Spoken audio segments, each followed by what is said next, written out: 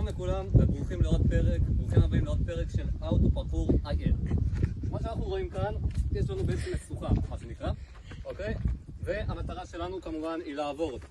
איך אנחנו עושים, איך אנחנו ניגשים לזה? קודם כל אנחנו מנסים לבדוק מה עומד מולנו, בסדר? קצת בודקים עובי, גובה, קשיות וזה, כי זה לא קל, זה לא קל. משוכה לא קלה בכלל.